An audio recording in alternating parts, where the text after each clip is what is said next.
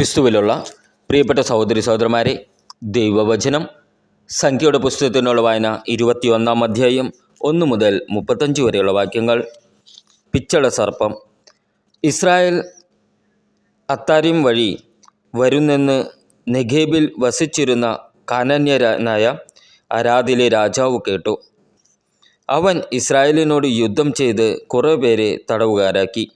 Israel കർത്താവിനോട് ശപഥം ചെയ്തു, അങ്ങ് ഈ ജനത്തെ എൻ്റെ കയ്യിൽ ഏൽപ്പിച്ചു തരുമെങ്കിൽ ഞാൻ അവരുടെ പട്ടണങ്ങളെ നിശ്ശേഷം നശിപ്പിക്കും. കർത്താവ് ഇസ്രായേൽ പറഞ്ഞത് ശ്രവിച്ച് കാനാന്യരെ അവർക്ക് ഏൽപ്പിച്ചു കൊടുത്തു. അവർ കാനാന്യരെയും അവരുടെ പട്ടണങ്ങളെയും നിശ്ശേഷം നശിപ്പിച്ചു. അങ്ങനെ ആ സ്ഥലത്തിന് ഹോർമ എന്നു പേര് ലഭിച്ചു. ഏദോം ചുറ്റിപ്പോകാൻ ഹോർമലയിൽ നിന്ന് ചെങ്കടലിലേക്കുള്ള വഴിയെ അവർ യാത്ര പുറപ്പെട്ടു. യാത്രമധ്യേ ജനം അക്ഷമരായി. ദൈവത്തിനും മോശയ്ക്കുമെതിരായി അവർ സംസാരിച്ചു. ഈ മരുഭൂമിയിൽ മരിക്കാൻ നീ ഞങ്ങളെ ഈജിപ്തിൽ നിന്ന് കൊണ്ടുവന്നതെന്തിന്? ഇവിടെ അപ്പമോ വെള്ളമോ ഇല്ല. വിലക്കട്ട ഈ അപ്പം തിന്ന് ഞങ്ങൾ മടുത്തു. അപ്പോൾ കർത്താവ് ജനത്തിൻ്റെ ഇടയിലേക്ക് ആഗ്നേയ സർപ്പങ്ങളെ അയച്ചു. അവയുടെ ദംശനമേറ്റ് ഇസ്രായേലിൽ വളരെ പേർ മരിച്ചു. ജനം മോശയുടെ അടുക്കൽ വന്നു പറഞ്ഞു, അങ്ങേക്കും കർത്താവിനുമെതിരായി സംസാരിച്ചു. ഞങ്ങൾ പാപം ചെയ്തു. ഈ സർപ്പങ്ങളെ പിൻവലിക്കാൻ കർത്താവിനോട് പ്രാർത്ഥിക്കണമേ. മോശ ജനത്തിനു വേണ്ടി പ്രാർത്ഥിച്ചു. കർത്താവ് മോശയോട് അരുളി ചെയ്തു, ഒരു പിച്ചള സർപ്പത്തെ ഉണ്ടാക്കി വടിയിൽ ഉയർത്തി നിർത്തുക. ദംശനമേൽക്കുന്നവർ അതിനെ നോക്കിയാൽ മരിക്കുകയില്ല. മോശ പിച്ചള കൊണ്ട് ഒരു സർപ്പത്തെ ഉണ്ടാക്കി അതിനെ വടിയിൽ ഉയർത്തി നിർത്തി. ദംശനമേറ്റവർ പിച്ചള സർപ്പത്തെ നോക്കി അവർ ജീവിച്ചു. മോവാബ് താഴ്വരയിലേക്ക്. അനന്തരം ഇസ്രായേൽ ജനം യാത്ര പുറപ്പെട്ട് ഓബോത്തിൽ ചെന്ന് പാളയമടിച്ചു. അവിടെ നിന്ന് പുറപ്പെട്ട് മോവാബിനെതിരെയുള്ള മരുഭൂമിയിൽ അബിരിമിൽ കിഴക്ക് ദിക്കിന് അഭിമുഖം പാളയമടിച്ചു. അവിടെ നിന്ന് പുറപ്പെട്ട് സെരേദ് താഴ്വരയിൽ പാളയമടിച്ചു. അവിടെ നിന്ന് പുറപ്പെട്ട് അർണോൻ നദിയുടെ മറുകരയിൽ പാളയമടിച്ചു. മരുഭൂമിയിൽ അമോര്യരുടെ അതിർത്തിയിൽ നിന്ന് ഉത്ഭവിക്കുന്ന അർണോൻ അമോര്യരുടെയും മോവാബ്യരുടെയും മധ്യയുള്ള അതിരാണ്. അതിനാൽ കർത്താവിൻ്റെ യുദ്ധങ്ങളുടെ ഗ്രന്ഥത്തിൽ ഇപ്രകാരം എഴുതിയിരിക്കുന്നു, സുഫായിലെ വാഹേബു വരെ ഞങ്ങൾ മുന്നേറി. അർണോൻ താഴ്വരയിലൂടെ ആറിൻ്റെ ആസ്ഥാനം വരെ നീണ്ടു കിടക്കുന്ന താഴ്വരയുടെ ചെരുവുകളിലൂടെ അവിടെ നിന്ന് അവർ ബെരയിലേക്ക് പോയി. ജനത്തെ ഒന്നിച്ചു കൂട്ടുക, ഞാൻ അവർക്ക് ജലം നൽകും എന്ന് കർത്താവ് മോശയോട് പറഞ്ഞത് ഈ കിണറിനെ പറ്റിയാണ്. ഇസ്രായേൽ അവിടെ വെച്ച് ഈ ഗാനം പാടി. കിണറെ നിറഞ്ഞു കവിയുക, അതിനെ കീർത്തിച്ചു പാടുവിൻ. പ്രഭുക്കന്മാർ കുഴിച്ച കിണർ, ചെങ്കോലും ദണ്ടുകളും കൊണ്ട് ജനനേതാക്കൾ കുത്തിയ കിണർ. അവർ ബേറിൽ നിന്ന് മത്താനയിലേക്ക് യാത്ര തുടർന്നു. മത്താനയിൽ നിന്ന് നഹലിയേലിലേക്കും അവിടെ നിന്ന് ബാമോത്തിലേക്കും. ബാമോത്തിൽ നിന്ന് മരുഭൂമിക്കെതിരെ സ്ഥിതി ചെയ്യുന്ന പിസ്ഗാഗിരി ശൃംഗത്തിന് താഴെയുള്ള മോവാബ് ദേശത്തെ താഴ്വരയിലേക്കും പോയി. സീഹോനും ഓഗും. അവിടെ നിന്ന് ഇസ്രായേൽ അമോര്യ രാജാവായ സീഹോൻ്റെ അടുക്കൽ ദൂതന്മാരെ അയച്ചു.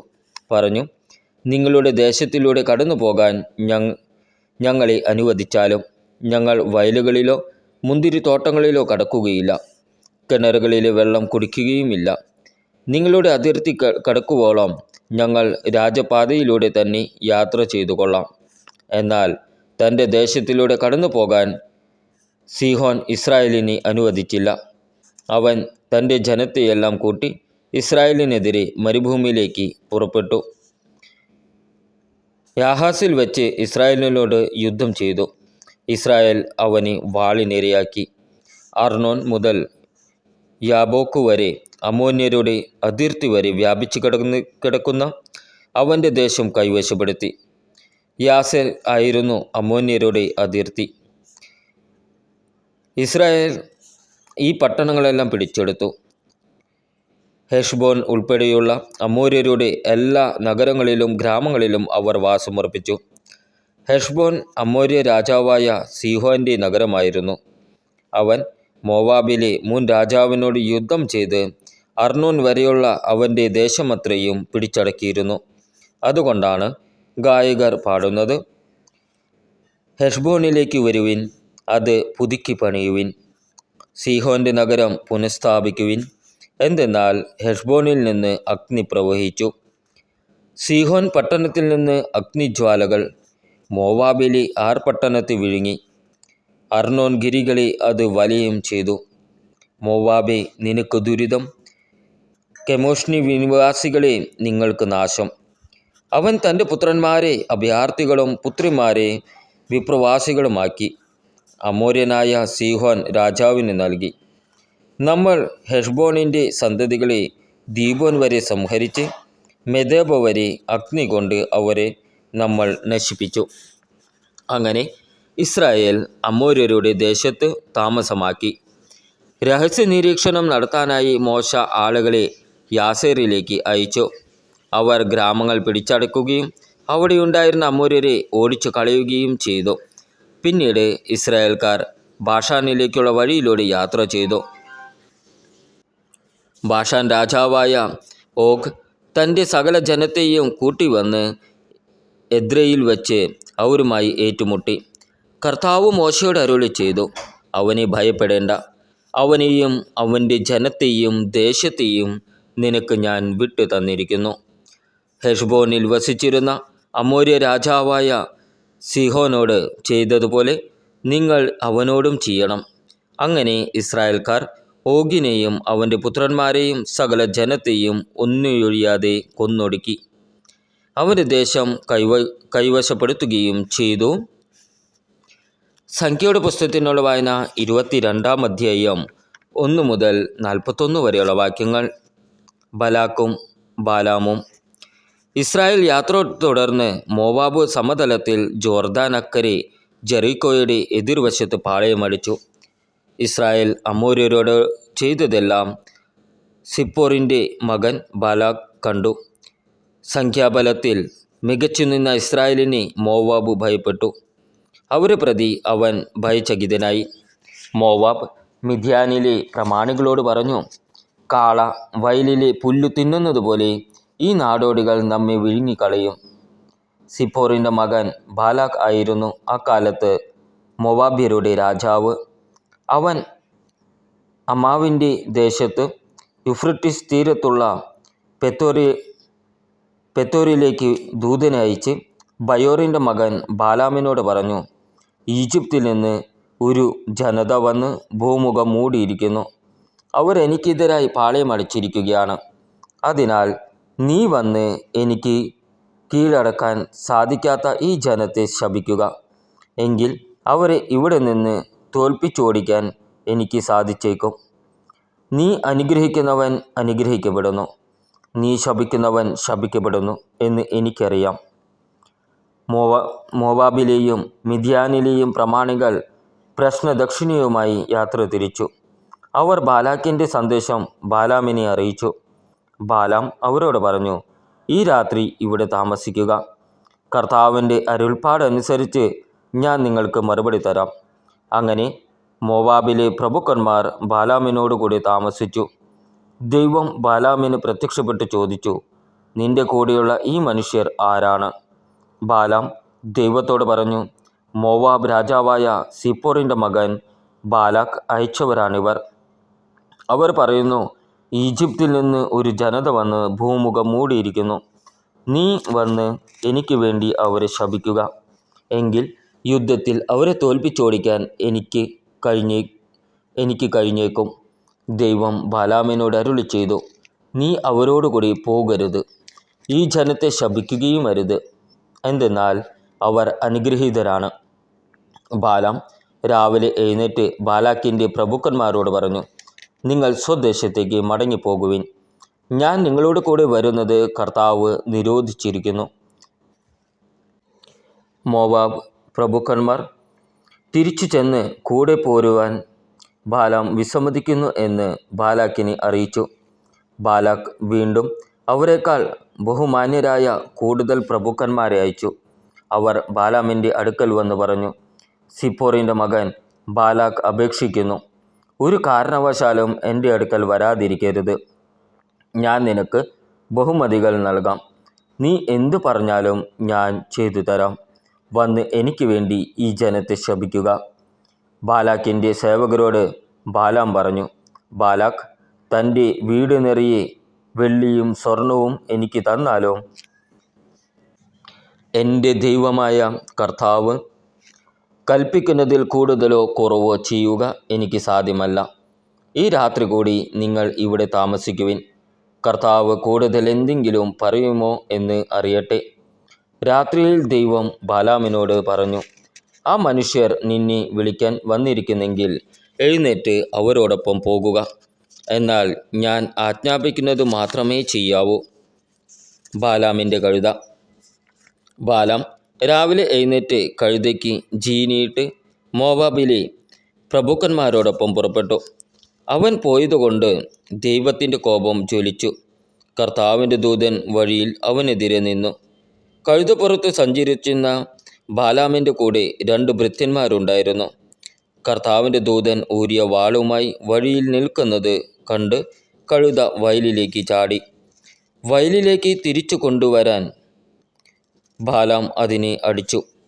അപ്പോൾ കർത്താവിൻ്റെ ദൂതൻ മുന്തിരിത്തോട്ടത്തിൽ ഇരുവശത്തും മതിലുള്ള ഇടുങ്ങിയ വഴിയിൽ നിന്നു. കർത്താവിൻ്റെ ദൂതനെ കണ്ട് കഴുത മതിലിനോട് ചേർന്ന് ഒതുങ്ങി. ബാലാമിൻ്റെ കാൽ മതിലിൽ ഉരഞ്ഞു. അവൻ കഴുതിയെ വീണ്ടും അടിച്ചു. കർത്താവിൻ്റെ ദൂതൻ മുമ്പോട്ട് പോയി ഇടം വലം തിരിയാൻ ഇടമില്ലാത്ത ഇടുങ്ങിയ സ്ഥലത്ത് നിന്നു. ദൂതനെ കണ്ടപ്പോൾ കഴുത കിടന്നു കളഞ്ഞു. ബാലാമിൻ്റെ കോപം ജ്വലിച്ചു. അവൻ വടി കൊണ്ട് കഴുതിയെ അടിച്ചു. അപ്പോൾ കർത്താവ് കഴുതയ്ക്ക് സംസാരശക്തി നൽകി. 3 പ്രാവശ്യം എന്നെ അടിക്കാൻ ഞാൻ നിന്നോട് എന്തു ദ്രോഹം ചെയ്തു എന്ന് അത് ബാലാമിനോട് ചോദിച്ചു. ബാലാം കഴുതയോട് പറഞ്ഞു, നീ എന്നെ അവഹേളിച്ചു. വാളുണ്ടായിരുന്നെങ്കിൽ ഞാൻ നിന്നെ കൊന്നുകളയുമായിരുന്നു. കഴുത ബാലാമിനോട് ചോദിച്ചു, ഇന്നുവരെ നീ സഞ്ചരിച്ചിരുന്ന നിന്റെ കഴുതയല്ല ഞാൻ. ഇതിനു മുമ്പ് ഒരിക്കലെങ്കിലും ഞാൻ നിന്നോട് ഇങ്ങനെ ചെയ്തിട്ടുണ്ടോ? ഇല്ല. ബാലാം സമ്മതിച്ചു. അപ്പോൾ കർത്താവ് ബാലാമിൻ്റെ കണ്ണുകൾ തുറന്നു. ഊരിയ വാളേന്തി വഴിയിൽ നിൽക്കുന്ന കർത്താവിൻ്റെ ദൂതനെ കണ്ട് അവൻ കമിഴ്ന്നു വീണു. കർത്താവിൻ്റെ ദൂതൻ ബാലാമിനോട് പറഞ്ഞു, കഴുതയെ 3 പ്രാവശ്യം അടിച്ചതെന്തിന്? നിന്റെ യാത്ര വിവേകശൂന്യമാകിയാൽ നിന്നെ തടയാൻ ഞാൻ വന്നിരിക്കുന്നു.